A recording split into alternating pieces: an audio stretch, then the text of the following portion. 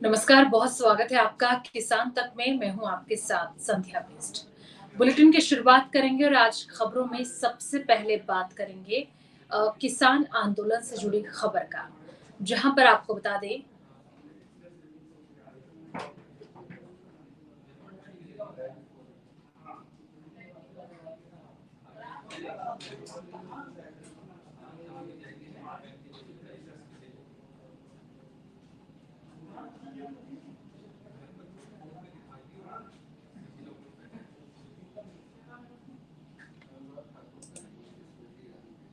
वो ये है कि देखिए, जिस समय शुभ कर्ण के मैटर के ऊपर चर्चा हो रही थी तो हमारे माननीय हाई कोर्ट की तरफ से हरियाणा गवर्नमेंट के ही एक अधिकारी झज्जर के कमिश्नर साहब को, पुलिस कमिश्नर को ये जांच सौंप दी गई है। ये बहुत अन्यायपूर्वक बात हो रही नजर आ रही है हमारे साथ, क्योंकि जिस समय Punjab and Haryana high court की तरफ से एक रिटायर्ड जज की अगुवाई में एक कमीशन बनाया गया था, उस समय हरियाणा गवर्नमेंट सुप्रीम कोर्ट गई है। वहां जाकर उन्होंने जो बात कही है वो बड़ी समझने वाली है। वहां पे ये कहा है कि इस जांच को रोका जाए। अगर ऐसी जांच होगी तो फिर पुलिस का जो मनोबल है वो गिरेगा। सेकंड बात, उन्होंने ये बात कही, बड़ी डेंजरस बात है। उन्होंने ये कहा कि अगर ऐसी इन्वेस्टिगेशन होती है तो फिर आगे से पुलिस किसी तरह की फायरिंग करने से हिचकिचाएगी। इसका मतलब क्लियर हो गया कि फायरिंग भी उन्होंने की, हमारे किसान जख्मी किए, हमारा एक किसान शहीद किया, लेकिन उसकी इन्वेस्टिगेशन भी ना हो पाए ठीक ढंग से, उसके लिए वहां तक गए। इसका मतलब क्लियर है कि अपने अधिकारियों के ऊपर शेल्टर करने का पूरा प्रयास किया, शेल्टर देने का हरियाणा गवर्नमेंट की तरफ से। अगर ऐसा है तो फिर उसी हरियाणा गवर्नमेंट के किसी अधिकारी को इन्वेस्टिगेशन देना, तो ये समझ में नहीं आ रहा कि कैसे हो रहा है। वहां से इंसाफ मिलने की उम्मीद नहीं बचती हमारे लोगों को। हमारी अपील है, हमारा निवेदन है कि माननीय हाई कोर्ट इस बात के ऊपर पुनः विचार करें। उन लोगों को वो इन्वेस्टिगेशन देना उचित नहीं है, जो हमारा मानना है। दूसरी बात, एक बात और है कि रास्ता खुलवाने के मामले में मानयोग सुप्रीम कोर्ट ने ये कहा, हाई कोर्ट ने ये कहा कि ये रास्ता हरियाणा गवर्नमेंट तुरंत खोले विद इन वीक, और उसके बाद हरियाणा गवर्नमेंट तो सुप्रीम कोर्ट में जाती है। तो इसका अर्थ ये निकलता है, स्पष्ट हो गया, हमने पहले भी ये कही थी बात, कि रास्ता किसानों ने ना रोका था, ना रास्ता रोकने की कोई हमारी भावना थी। लेकिन हम तो दिल्ली के लिए निकले थे। रास्ता तो हमारे आने से 5 दिन 6 दिन पहले ही बंद हो गया था। तो किसानों को बदनाम करने के लिए एक नैरेटिव सिरजने का प्रयास किया गया। तो अब हमारे सभी भाइयों को, और खास तौर पर मैं ये कहूंगा व्यापारी भाइयों को, वैसे उनको समझ भी आ रही है, आने लगी है, उनको सबको मिलकर हरियाणा गवर्नमेंट के ऊपर दबाव बनाना चाहिए कि वो रास्ता खोलें और हम अपना प्रोटेस्ट करने का जो हमारा दिल्ली का प्रोग्राम है वो कर पाएं। ये हमारा फैसला है कि जब भी रास्ता खुलता है, रास्ता खुलने के बाद हम अपना ताम जाम इकट्ठा करेंगे, सामान इकट्ठा करेंगे। वो सारा सामान आप सबने हमारे से ज़्यादा देखा है, घर बांध चुके हैं हम, उनको इकट्ठा करने पे थोड़ा समय लगेगा। सिर्फ उतना समय हम लेंगे और उसके बाद हमारा प्रोग्राम है जो हम दिल्ली की तरफ मतलब कूच करेंगे। हमारा इतना, हमारे साथी हैं हमारे साथ सरजीत फूल जी, आगे की बात ये रखेंगे। और उसके बाद मैं ये बात बताऊं कि वहाँ पे जो जो हुआ वो इस लैपटॉप के माध्यम से आपके सामने पूरी की पूरी कहानी रखें। तो सुना आपने किस तरीके से किसान नेता जगजीत सिंह डल्लेवाल का जो ये बड़ा बयान सामने आया है, साफ तौर पर दिल्ली कूच करने के बाद उनके द्वारा की गई है। अगली खबर का रुख करते हैं। जब किसान नेताओं से बातचीत की गई तो आगे की रणनीति के बारे में उन्होंने कई चीजें बताई। एक बार सुनाते हैं क्या कुछ कहना है।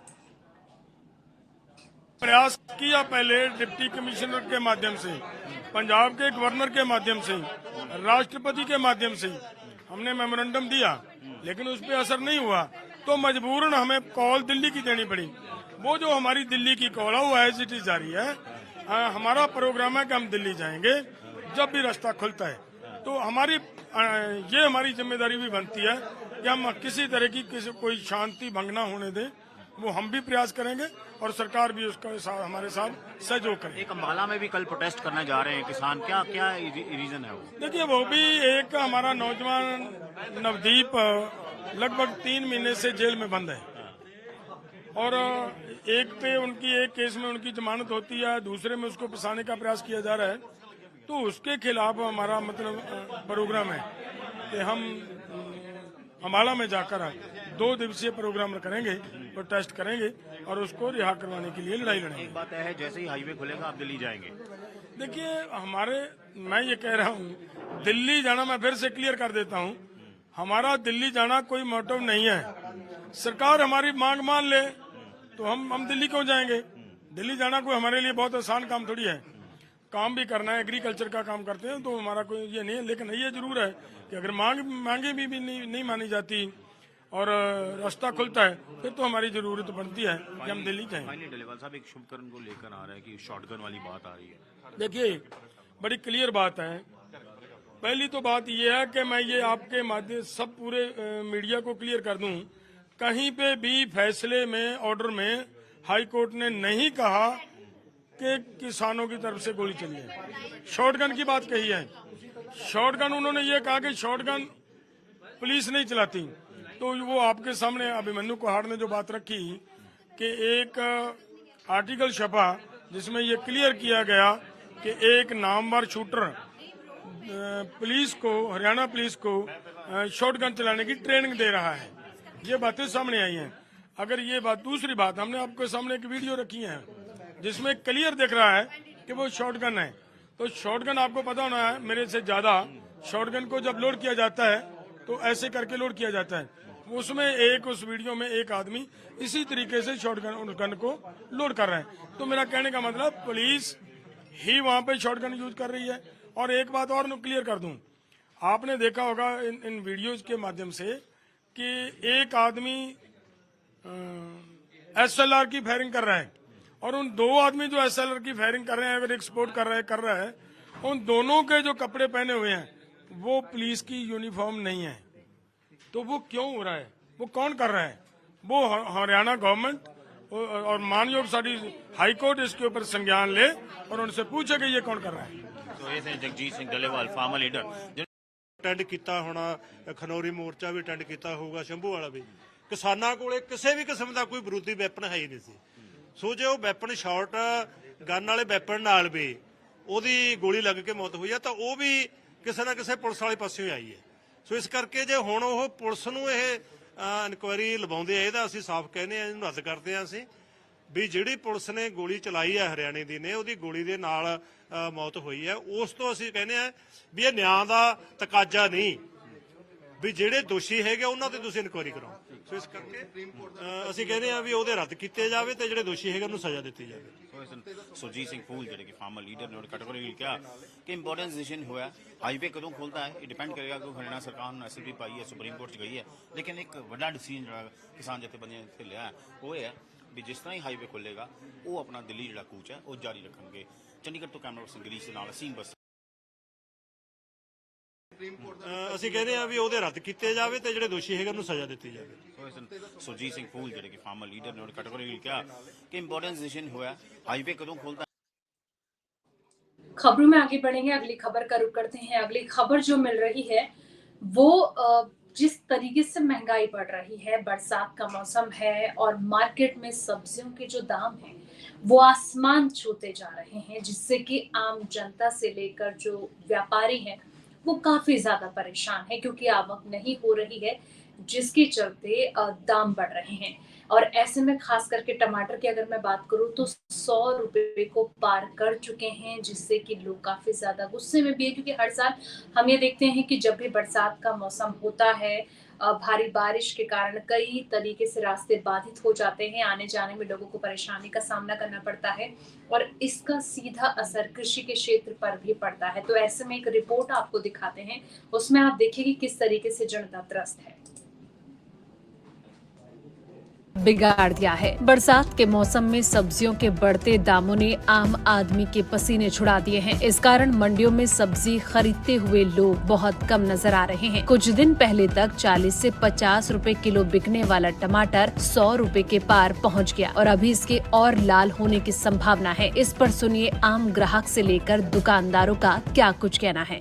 ये सब्जी मंडी खुलदाबाद में सब्जी लेने आए थे। सब्जी के दाम इस समय काफ़ी बढ़ चुके हैं, इससे आम आदमी को काफ़ी दिक्कतें हो रही है। कुछ तो बारिश का असर है और कुछ यहाँ की जानती है कुछ असर है। क्या क्या लिया है, क्या दाम? अभी तो टमाटर लिया है 80 रुपए किलो बता रहे हैं, और भी सब्जियाँ हैं थोड़ी थोड़ी ले रहे हैं। पहले लोग ज़्यादा लेते थे, अब इस समय थोड़ा कम ले रहे हैं। घरों में कितनी दिक्कत हो रही है? घरों में वही लिमिटेशंस में लोग बना रहे हैं, जो पहले ज़्यादा लेते थे। इस समय ज़्यादा हरी सब्जी आ भी नहीं रहे, लिमिटेड ही है। क्या कारण है इसका?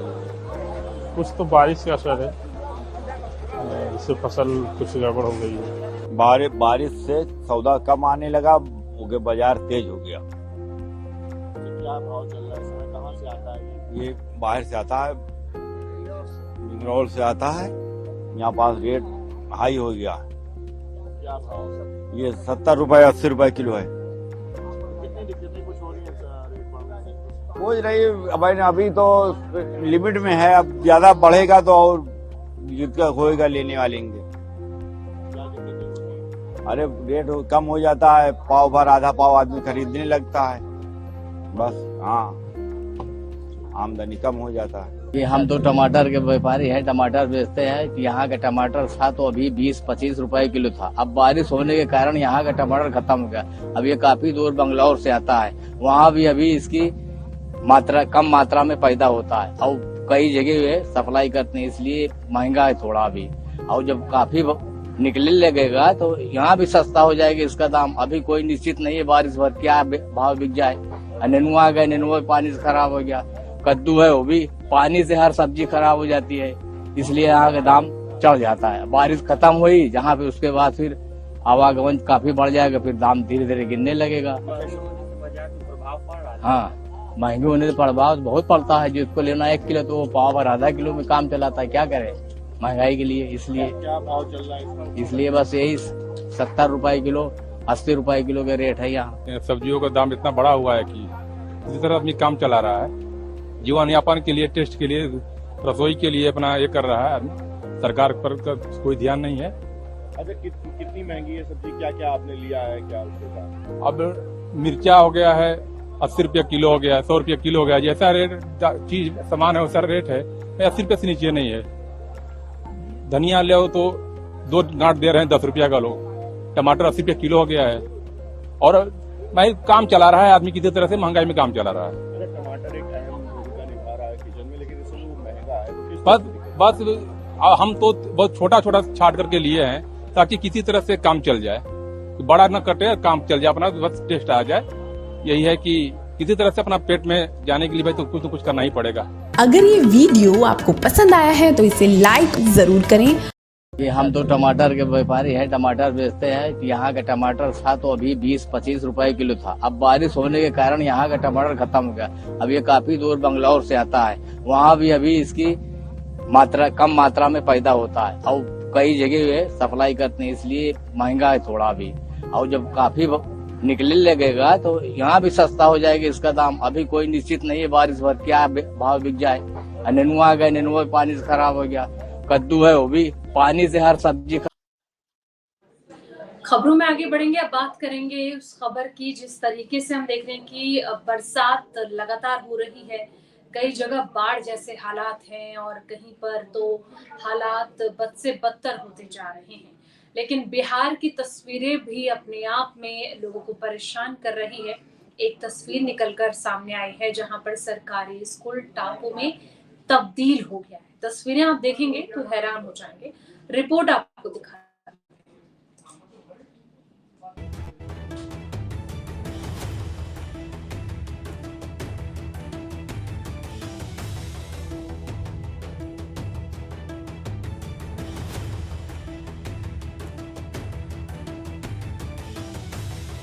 बिहार में कोसी नदी का पानी नए नए इलाकों में फैलता जा रहा है और खासकर मधेपुरा में भी जो है वो लगातार कई नए इलाकों में कोसी का पानी पिछले कुछ दिनों में फैल गया है। और हम इस वक्त मौजूद हैं मधेपुरा ज़िले के खापुर गांव में, और खापुर गांव की पहले आपको हम तस्वीर ज़रा दिखा देते हैं। चारों तरफ आप देखिए कैसे ये गांव जो है पिछले सप्ताह भर से जो है वो पानी में डूबा हुआ है। चारों तरफ आपको कोसी का पानी ही नज़र आ रहा होगा और हालात काफ़ी यहाँ पर ख़राब हैं। लेकिन हम यहाँ पर दरअसल इस नाव के ज़रिए आज आपको गांव की तस्वीरों के साथ साथ मेरे पीछे जो ये आप देख सकते हैं ये तस्वीर दिखाने के लिए हम यहाँ आए हैं। मेरे पीछे आप देखिए ये एक सरकारी स्कूल है, ये एक प्राइमरी स्कूल है जो चारों तरफ से कोसी के पानी से घिरा हुआ है। और ये स्कूल जो है वो पूरी तरीके से टापू में तब्दील हो गया है और स्कूल तक बच्चों के या शिक्षकों के पहुंचने के लिए आने जाने का कोई साधन नहीं बचा है। और इसीलिए इन्हें एक नाव जो है वो स्थानीय प्रशासन के द्वारा मुहैया कराई गई है और उसी नाव पर सवार होकर ये बच्चे जो हैं रोज़ाना सुबह स्कूल पहुंचते हैं और उसके बाद जब छुट्टी होती है दोपहर बाद तो उसी नाव का सहारा लेकर ये लोग जो हैं वापस अपने घर पर जाते हैं। तो आप देखिए ये स्कूल, हम स्कूल तक पहुंचेंगे, जानने की कोशिश करेंगे कि किस तरीके के हालात बने हुए हैं और किस तरीके से मधेपुरा में भी जो है कोसी का पानी जो है वो काफ़ी तांडव मचा रहा है। और ये स्कूल जो है वो पूरी तरीके से कह सकते हैं कि वो पानी से घिरा हुआ है और टापू में तब्दील हो चुका है। तो मधेपुरा के खापुर गांव में स्थित इस सरकारी स्कूल पर हम पहुंच गए हैं जो बिल्कुल कह सकते हैं टापू में तब्दील हो चुका है। चारों तरफ से कोसी का पानी जो है वो स्कूल को घेर चुका है और अभी भी यहाँ देखिए स्कूल चल रहा है। हम नाव के ज़रिए स्कूल पर पहुँचे हैं और आपको तस्वीरें हम दिखा रहे हैं। आप देखिए फ़िलहाल यहाँ पर बच्चे जो हैं वो आपको नज़र आ रहे होंगे, काफ़ी संख्या में यहाँ बच्चे हैं, शिक्षक भी यहाँ पर मौजूद हैं। और किस तरीके से ये स्कूल, ये टापू नुमा स्कूल है वो इस वक्त कार्यरत है, जानते हैं बच्चों से ही पहले कुछ बात कर लेते हैं, क्या कहेंगे। इधर आइए बेटा, क्या नाम है आपका? रागिनी राणा। रागिनी जरा बाहर आइए। ये बताइए आपका स्कूल पूरा चारों तरफ से पानी से घिर गया है? जी सर। कब से ये हालात है रागिनी? 10 साल से। 10 साल से हर साल पानी आता है? जी सर। और इस बार कब से ये पानी भरा है? इस बार जून में आया है सर। इसी महीने से मतलब पूरा स्कूल आपका डूबने लग गया? जी सर। तो हर साल ये स्कूल ऐसे ही डूब जाता है? जी सर, हर साल ऐसे डूब जाता है। तो आप लोग कैसे आते हो स्कूल, कैसे आते हो? नाव पर बैठकर। नाव पर बैठ के आते हो? तो नाव पे क्या थोड़ा सा डर भी लगता है नाव पे आने में? जी सर। डर लगता है आप लोग को? लेकिन फिर भी आप लोग को और कोई रास्ता तो है नहीं स्कूल आने का? आइए कुछ और छोटे बच्चों से बात कर। इधर आओ बेटा, इधर आओ। क्या नाम है तुम्हारा? मोहित कुमार। मोहित। मोहित ये बताओ, आप भी इसी गांव में रहते हैं? जी। स्कूल कैसे आ रहे हो पूरा? अब बात कर लेते हैं देश भर के मौसम को लेकर, क्योंकि हम देख रहे हैं कि कई राज्यों में झमाझम बारिश के आसार लगातार देखने को मिल रहे हैं। पहाड़ों से लेकर मैदान तक में मूसलाधार बारिश हो रही है, कहीं पर मामूली बारिश और साथ ही कहीं पर उमस लोगों को परेशान कर रही है। तो ऐसे में मौसम विभाग ने महाराष्ट्र, गुजरात समेत पश्चिम और दक्षिण भारत में आज भी भारी बारिश का अलर्ट जारी किया है। कई जगह पर बारिश हो रही है, कई जगह पर येलो अलर्ट बारिश को लेकर जारी किया गया है और साथ ही दिल्ली समेत जो आसपास के इलाके हैं वहां पर भी बारिश को लेकर आसार जताए गए हैं। हालांकि उमस भरी गर्मी अभी भी लोगों को परेशान कर रही है, लेकिन आपको बता दें कि आईएमडी के द्वारा ये कहा जा रहा है कि अगले 4 से 5 दिन तक भारी बारिश के आसार जताए गए हैं और भारी बारिश हो सकती है, जिससे कि लोगों को गर्मी से थोड़ी निजात मिलेगी। और कहीं पर तो मानसूनी जो बारिश है वो लगातार जारी है, थमने का नाम नहीं ले रही है। 16 जुलाई को कोंकण, गोवा, तटीय कर्नाटक में मध्यम से भारी बारिश के साथ कुछ स्थानों पर बहुत भारी बारिश संभव है। वहीं लद्दाख, जम्मू कश्मीर, पश्चिम बंगाल, रायलसीमा, तमिलनाडु, दिल्ली, पंजाब और हरियाणा में मंगलवार से लेकर कुछ दिन तक भारी बारिश के आसार हैं। देश की राजधानी दिल्ली की बात करें तो मौसम विभाग ने दिल्ली में आमतौर पर बादल छाए रहने और हल्की बारिश की संभावना जताई है। अधिकतम तापमान की बात करें तो 36, वहीं न्यूनतम तापमान 25 डिग्री सेल्सियस आसपास रहने की संभावना है।